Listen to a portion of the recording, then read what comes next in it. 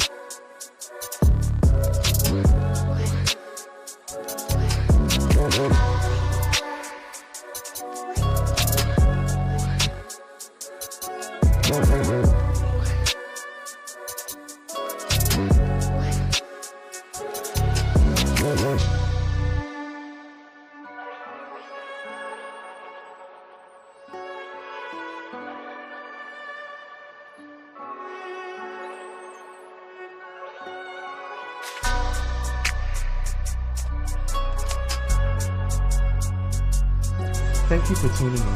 If this is your first time joining us, welcome. We hope your experience is fruitful. Please feel free to visit our website to find out how you can join our growing family. While we are loading your experience, please do us a quick favor and hit that like button from whichever platform you're watching or listening on. Also, share so others may enjoy as well. And we hope you would consider hitting that subscribe or follow button so you can check out more of our amazing content. All right, let's start the show. Christian ain't good with forgiving, ain't turning my cheek, now I'm raising that pistol. Lord, forgive me. With all my prayers, with all my strength, with all my pain, I'm fighting this war.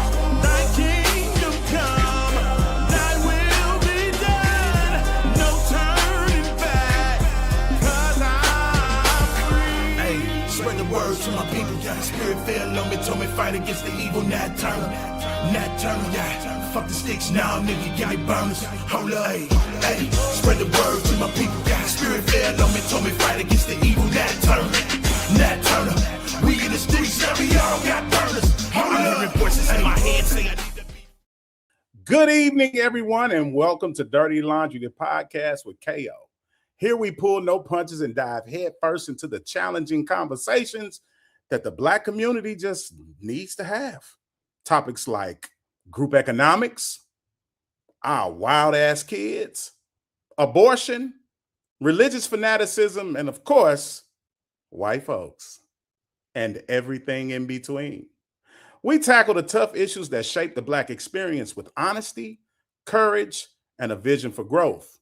Now, I'm not gonna lie.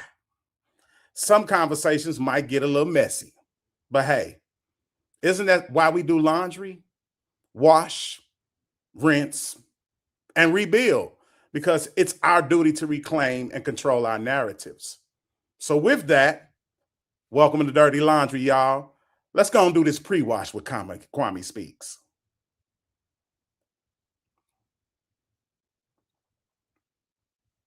What's up, y'all? What's going on? Kwame, what's the word, baby boy? What's going on? How you doing tonight? I'm good. Congratulations on your debut episode of Dirty Laundry, my brother. I appreciate it so much. I appreciate it. It's been a long time coming, but I know you broke my leg. Let's get it. Let's get it. All right, let's get into the pre-watch, you guys. This is our pop culture segment. We only got two topics for today. We got Pam Bondi and Cardi B. So first up, when it comes to Pam Bondi, her ass got fired today. Yeah. We want to thank God for all of his miraculous works. We thank God for what he does. But let's get serious for a second. So today we're talking about the firing of Pam Bondi and why it's raising big questions about accountability in American politics. Bondi, the former Florida Attorney General and longtime ally of y'all's president, has built a career closely tied to conservative political power. Critics have long pointed to her role in defending controversial policies and her involvement in partisan legal battles during and after the Trump administration. Now, a lot of people are talking about why she got fired. As you guys know, she is the United States AG, or was the United States AG. And a lot of people are talking about her last hearing that she had with the Senate was it the Senate? Or yeah, but basically in Congress or whatever, and how horrible she was and how she handled it. And Trump didn't like it. Basically, she threw him under the bus slightly. And when I say slightly, I mean like she rolled over him and then put it in reverse and then rolled over him again. But yes, that's what's going on with her. Apparently, she said that she right before you got on or went live, she claimed, or she broke her silence and said that she's happy about her job change. But you know that's all spin. So Yeah, that's all cap. That's cap like a mug. We know that's cap. Tough on crime and got kicked out. Exactly. So that's that on Pam Bondi. Good riddance. Don't let the door hit you with a good Lord split you. God bless you. All right, and then Cardi B, we love our Cardi B. She's on tour right now, as you know, but she is in the headlines right now because, or all over the blogs rather, because she has joined the growing list of megastars entering the hair care industry, and let's just say she's not playing when it comes to her brand. The Bronx rapper, who has dedicated years of hard work and research, recently sat down with the well-respected Emma Grady to discuss her journey in developing products specifically tailored to hair growth, or as she calls it, booty length hair. And so while discussing what product line will offer Grady, while discussing what her product line will offer, Grady asked Cardi whether she feels there's a lot of competition given the number of celebrities with their hair care lines, including Rihanna, Tracy Ellis Ross, and Beyonce. And as always, Cardi gave a direct and unfiltered answer. Let's take a look.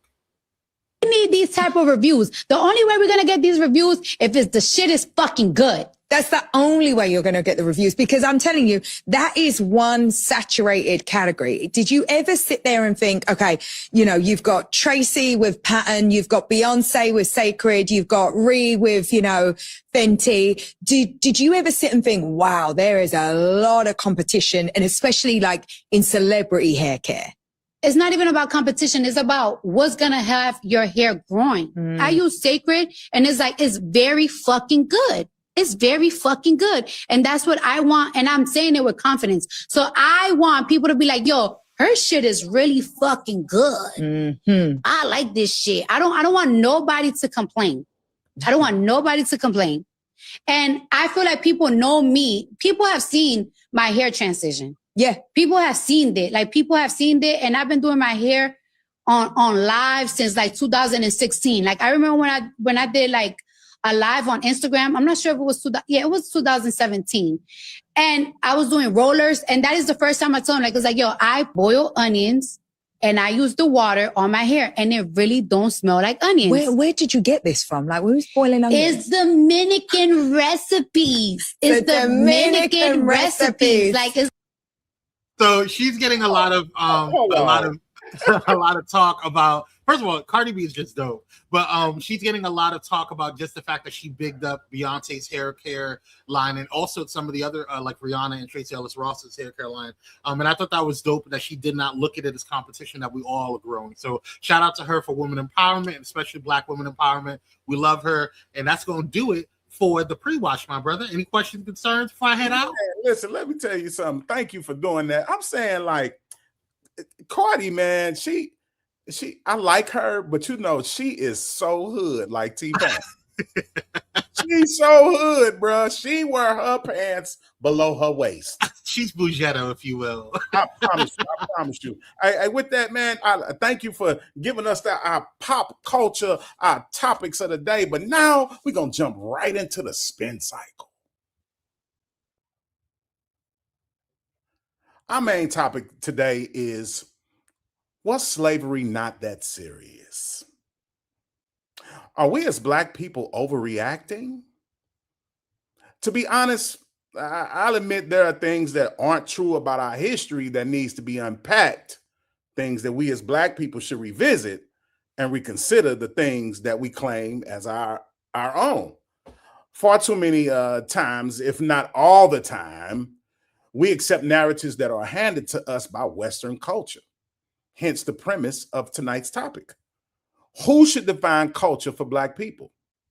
Should whites be allowed to intrude on our experience in any capacity, even if it is an attempt to re-educate or so-called enlighten? but I don't think that's what it is. What y'all think? We're going to dive right into this after our commercial break.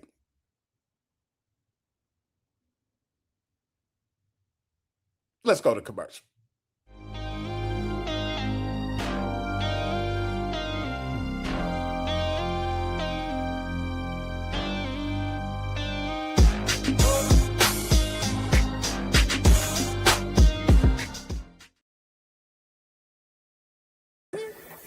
Hey, it's Pastor Kim from It's Just Kim Live Show, and you're watching Pyro Media Network.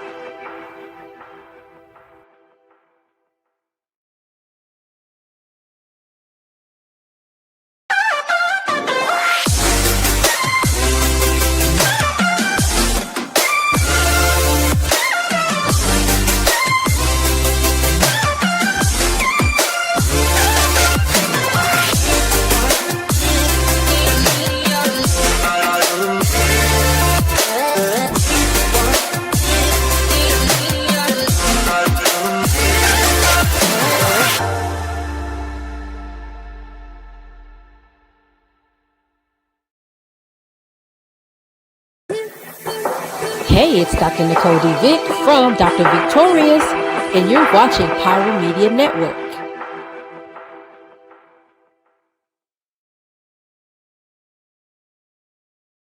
Black mama still crying on TV. These young brothers still dying on TV. Crackers on the camera still lying on TV. 3% rappers might put it on the CD. And our leaders, most of them speechless. How you gonna preach when you ain't trying to reach us? All right, y'all. The reason why I'm so adamant about this topic is because I've been watching somebody named Matt Walsh and John Doyle. They've been trying to redefine what the Black experience is for Black people. Like, for me, I think that's ridiculous. Like, how can you speak on Black issues or try to redefine what the Black experience is if you're not a Black person? You know what? I just want y'all to watch this clip. Go, run the clip. The United States of America as a country had slavery for like 90 years. That's it. And we're comparing this to countries that had it for 900 years or longer. It was announced recently that President Trump would be doing a review of the Smithsonian's museum exhibits to make sure that they, quote, celebrate American exceptionalism, remove divisive or partisan narratives, and restore confidence in our shared cultural institutions. Which, yes, that is what our publicly funded museum exhibits should do. So that's very good. And they talked about this on CNN last night. And you could only imagine what their take was. Jillian Michaels was a guest. And but she's the one person on the panel who did not see this move by Trump to be some great horrific act. And so here's how that conversation went. Listen. Have you looked at some of the things that are being reviewed? Yeah, slavery was a bad thing that was to talk about. Okay. Like, he's not whitewashing slavery. So he's not? He's not. No, okay. He's not. And you cannot tie imperialism and racism and slavery to just one race, which is pretty much what every single exhibit does. But let's talk about the fact that when you look at slavery, let's talk about the fact that slavery in America was. Do you realize that only less than 2% of white Americans owned slaves? But it was a system of white supremacy. You realize that slavery is thousands of years old? White people were. Do you know who was the first race to try to end slavery? Wait a second. Well, what's controversial? I'm very surprised. This is an extraordinary exercise in historical revisionism. I'm really surprised. Jillian, I'm surprised. Clip it right there. You know what? I'm just. Can you just run it back to where he said slavery was only like how many? Okay, run the clip. The United States of America as a country had slavery for like 90 years. That's it. Run it back one more time. The United States of America as a country had slavery for like 90 years. That's it. One more time. The United States of America as a country had slavery for like 90 years. That's it. And we're comparing this to countries that had it for 900 years. Stop right there. Hey, with that, you know what I'm saying? I would like to introduce my guest for tonight, JD Mass, PSYD, and author of the book, Race for What? A White Man's Journey and Guide to Healing Racism from Within. Welcome to Dirty Laundry, JD. Spirit fell on me, told me fight against the evil Nat Turner. Nat Turner. We in the streets, now we all got burners. I'm hearing voices in my head saying JD, what's going on? Mr. Mass, JD, how you doing today? Appreciate you having me on. Okay, thank you for being on the show tonight. I'm gonna jump right in there, man. What's your take on Matt Walsh's stance that slavery was only 90 years? Well, Matt Walsh is using white folks' power to define right now. He has the media platform. He has the ability to say whatever the hell he wants to. So we don't have to be accurate because right now this is still our world that we're living in, and he gets to swim around in it however he wants to. Doesn't have to be truth. There's no truth to white supremacy. So why would anything else that we do be truthful? I'm so glad that you said that, man, because you know that shit stirs up my dandruff. I'm gonna keep it real with you, fam. I get my underwear getting a bunch when I hear stupid shit like that. Yeah. You understand what I'm saying? And excuse my expletives, but I'm just saying that is completely ridiculous for a person to assert that slavery was only 90 years in the United States. Don't you think that's crazy? Yeah, we don't have to be accurate if we're going to try and maintain our position of power, because our position of power comes from a lack of accuracy. Man. So, you know, do you think that it's been a level playing field for African Americans historically? Because when he says stuff like that, he tends to minimize the plight of the disenfranchised, right? He minimizes the plight of Black people when he says stupid shit like that. Well, he minimizes the plight of Black people. He minimizes the practices of violence, of harm, of lying, of all of the things that we built our culture on, right? And we're so sensitive, right? He doesn't want to have this discussion with somebody like myself or somebody like yourself. He just wants to be in his space where he can say whatever he wants, right? And be right in his world. I'm saying with images like this, I'm sorry to cut you off, but with images like these, don't you think it's a bit insensitive for any person that comes from the white race to even speak on slavery, with it being such an eyesore in American history? I mean, for God's sakes, we still are experiencing the residual effects of systemic oppression. Like, how could you open your mouth and try to minimize and say slavery was only 90 years and shit like this happened? Right. I mean, it's atrocious. And we still talk in language of violence to this day. Like Trump just spoke about the Iranian war, and he said basically they have to give in to us because we're going to annihilate them if they don't. It's the same violent mentality that continues to exist, but when we say it, we feel justified as conquerors competing in this world, and everybody else should not feel that way about us. This is absolutely atrocious and disgusting. And how you can look at these things and not say it's time for us to examine our own lack of humanity and how we can learn some level of humanity is atrocious to me. There is a book that I've read and heard some of her lectures. Are you familiar with with Robin DiAngelo? Yeah. And her book White Fragility, and she talks about how white people are fragile in terms of being held accountable to things that are like the obvious, right? So why do you personally believe whites are so fragile about being held accountable? So you know, like back in the day when we was kids, if there was a bully, the teachers or somebody would get around and be like, you know what, something is going on inside that bully's mind, and something to try and make somebody feel lesser than you already got to feel lesser than them. You got to feel something. You got to feel jealousy.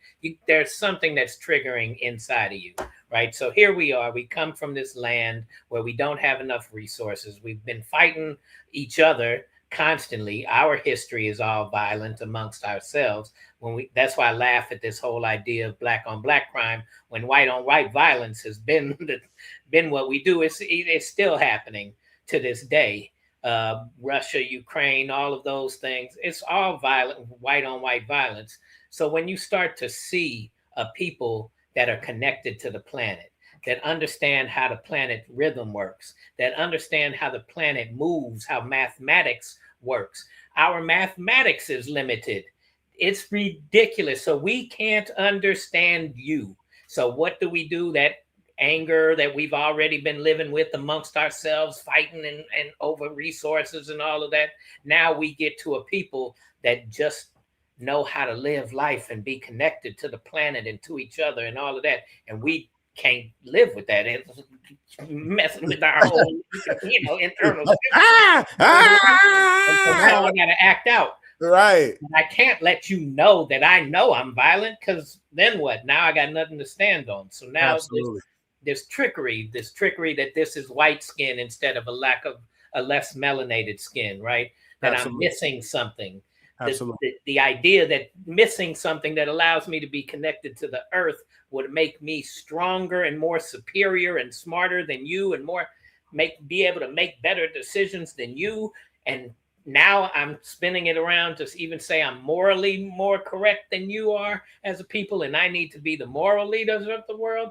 It's living a lie so much that KO, if I didn't live the lie, where would I be in a real system of meritocracy? Because I haven't practiced being my best version of myself, right? I just practiced positioning myself to make sure I look like I'm above you.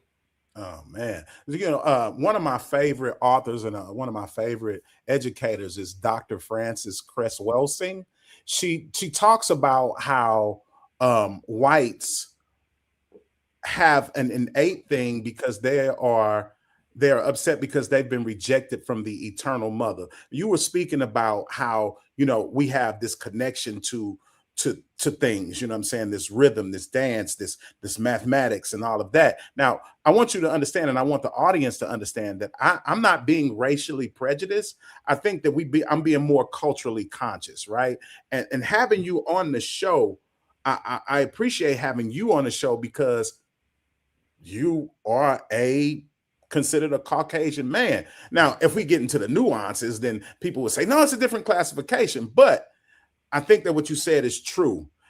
There's this thing where I've always felt like, and this is just my personal stance, I feel like white people are jealous of black people in some kind of way. Because we ain't you. Hate you because, say it one more time. We hate you because we ain't you. Oh, man. And look, even people in my work of anti-racism in white folks have a trouble grasping that as a reality. And the problem that I have with so many of us is that we won't have the conversation when we start to feel like, right? I done had so many people I tell me, I don't see color, I don't see this, that, and the other. And then when I start to talk about the harms of whiteness, I don't care if you're the strongest. They just talk about how they'll cock their gun and go shoot somebody for walking on their property, but you can't have a conversation about truth. So going to get your gun is a sign of weakness anyway. And you can't have a conversation about truth. We can't sit in our truth on how we practice, and we think that our world is life, and it's nothing but an imitation of that. Oh man, I appreciate that stance. So, I have your book, I purchased the book myself. I got the book. Hey, so my question is, let's take a look at the book. It's called Race for What? A white man's journey and guide to healing racism from within. So tell us about your book, man, and what inspired you to write it. So my parents purposely wanted to raise me in and around Black community. And they chose one in St. Louis that in the 80s, when they moved here back home to where they grew up, they chose the only real diverse part of St. Louis at that time, as divided as St. Louis is. And we moved right next door to who became my best friend, and their family brought me in. And, you know, I've been a part of it for 46 years. And what I realized early on is when I was with them in society, I was treated different. When I was with them in society, I was talked to by white folks about my Black friends. Yeah. When I was away from them, I just fit into the flow of the fish in the ocean, right? And could move around so differently, unsuspected, anything. Absolutely. And then I started to see how police did, how store managers did, how this, that. And I just was like, why? I want to understand the psychology. Yes, of course, it made me mad. Yes, of course, I flip off at this, you know, and use my privilege in some ways that put my friends at risk at times because I was so angry about this society. Right. But I also really wanted to understand psychologically why. And it took, you know, years of going through different, you know, communities and learning different styles and learning how, even though I grew up with so many Black friends, I still grew up in an American white culture and what that meant compared to what real indigenous and Aboriginal cultures act like, how they behave, how they practice, how they do things, how they're connected to the planet, how disconnected we are. To go through that journey and learn it, I felt like, you know, my parents put me on this path and I need to share it. Man, I really appreciate that, man. And you know, it takes a lot to really stand up and say this, because I'm quite sure that there are people that don't want you to talk about it. I want to say a quote from your book, if you don't mind. It says, "Listening is a revolutionary act. You can't help a community you don't understand. I learned that white solutions are often just new forms of control. The most important thing I could do was stop talking, stop saving, and start following the lead of those who have been surviving the system for centuries." That is a profound excerpt from your book. That is a profound statement. Like, that is, can you explain that? Like explain how you started to follow, bro. Like, just give me some background on that. I met a community that was vegan, that was based out of Israel, that had moved from the United States to Israel, expatriates, you know, slave descendants, and set up the kingdom of Yah there. Okay. And when I started to really get involved, I saw this beautiful level of humanity I had never experienced here. And I wanted to be a part of it so bad. And, you know, I'm zealous. I'm like, hey, I found like the promised land. This is the vision Martin Luther King was talking about. Let me go tell them how I can help them. And that was my mistake. Like, no, little white man. So you went over like, I'm gonna save y'all. This is what I can do for y'all. This is what I can do for you. This is how you best use me. And they were like, sit your little tail down. You know how we talk. Right? Sit your ass down. Sit your ass down somewhere, right, and learn something. And by sitting down, shutting up, and really learning something, I learned that, oh, our way of living is not life. It's not connected to life. And it takes real intentional effort to be something different. Man. And so I had to then take a step back and start to compare. Okay, my approach that we learned in our whiteness would have been this to solve this problem. Their approach is this. My approach would have been this. Their approach would have been this. And it started making me want to know, why did we get here? And to go back to those lies I was talking to you about, the fact that this is a lie, two lies in saying white supremacy, because I'm not white and I'm not superior. That level of lies and confusion makes me say, we don't have the answers. We don't have any knowledge of self any more than we try and take that away from you. So we don't know better. Why would I want to lead the way when I could actually do better by just serving and supporting you for showing me how to be humane? So you probably get a lot of kickback with the progressives. Oh, yeah. The progressives who believe, hey, listen, we're all in the same. We're the same, because that's what Matt Walsh was asserting. So you probably get a lot of pushback from that. So Matt, I really appreciate you, man. I really appreciate you coming on the show and giving your perspective. I want to get into the book. I'm saying, where can we find you, and how can people get the book? So you can get the book from raceforwhat.com. It's also on anywhere books are sold online. But raceforwhat.com, just like the title says, and there's links to all of the paths. It's in audio book form. It's in ebook form. It's, of course, on the big Amazon platform. But it's available in all of those forms. And, follow us on the social media. You can get to the links. You can reach out to me directly. My email's on there.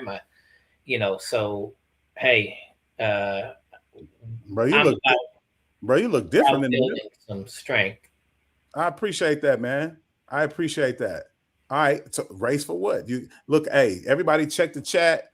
Check it out here at www.raceforwhat.com. Hey, JD, thanks for coming on tonight, man. I hope to have you on the show again, man. All right. Have a good night, man. Yes, all right. Sir. Yes, sir.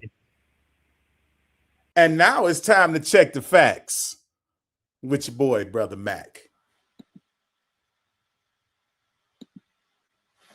My brother, what's the word, man? Loving this show. Shout out to the haters, the jaw jackers, and the naysayers. Yeah. We love y'all too. Now, look, here are the facts. Slavery in what is now the United States began in Virginia in 1619. Over time, especially by the late 1600s, laws were created that made slavery permanent, hereditary, and race-based.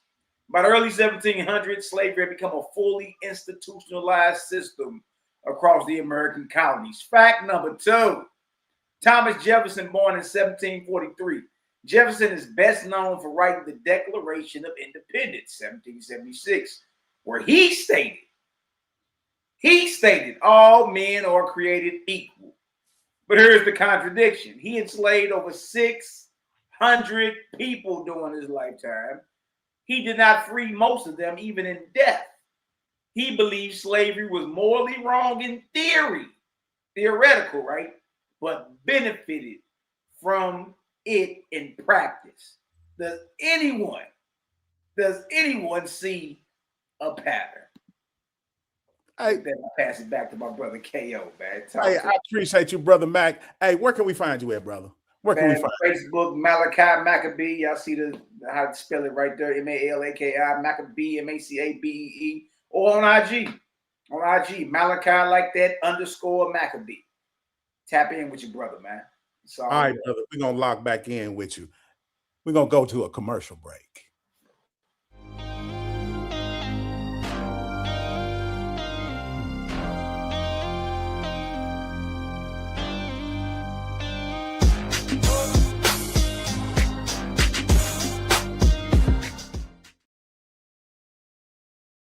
Hey, how y'all doing? Real quick, this is Daryl Walter, host of the Daryl Walter Show. I know. And you are watching Pyro Media Network.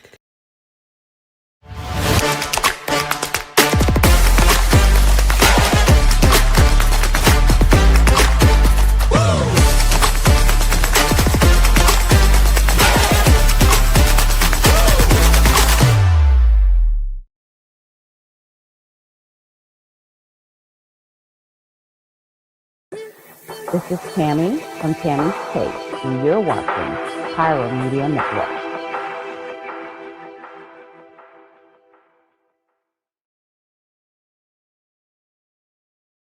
Black mama still crying on TV. These young brothers still dying on TV. Crackers on the camera still lying on TV. 3% rappers might put it on the CD. And our leaders, most of them speechless. How you gonna preach when you ain't trying to reach it? All right, y'all, we back. All right, so listening to JD speak and me bringing on an actual white person that gives his perspective on the white experience and tells us directly from him that, you know, white people be on some bullshit in terms of our experience. So with that, I'd like to get right into this rinse cycle so we can rinse this shit out.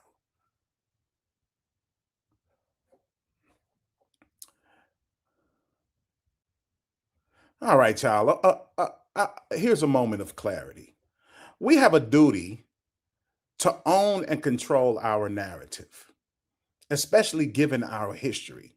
This means being intentional about who gets to critique our lived experience, particularly those tied to the system that shaped it.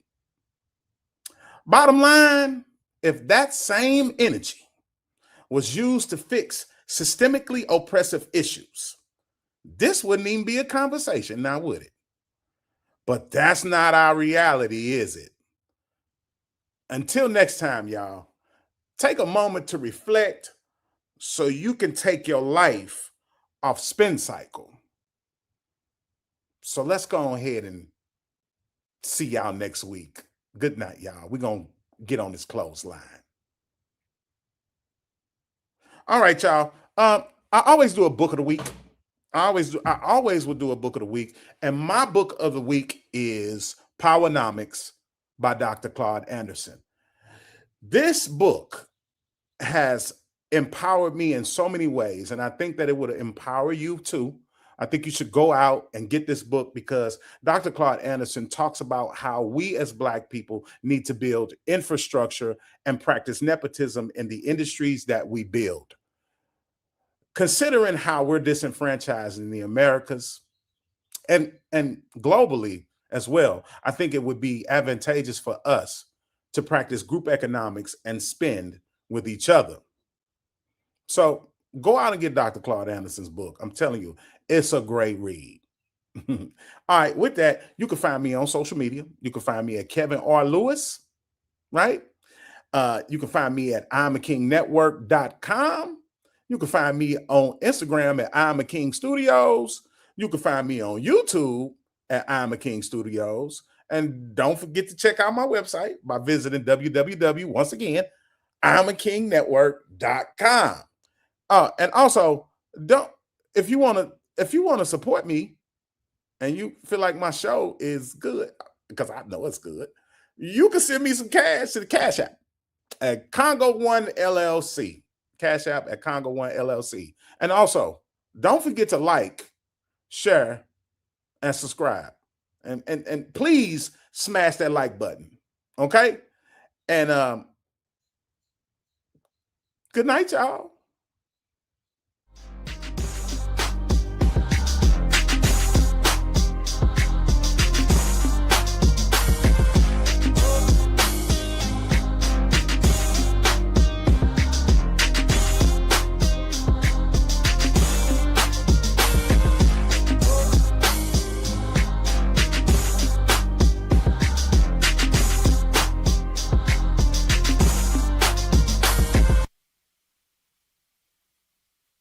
Thank you for watching Pyro Media Network.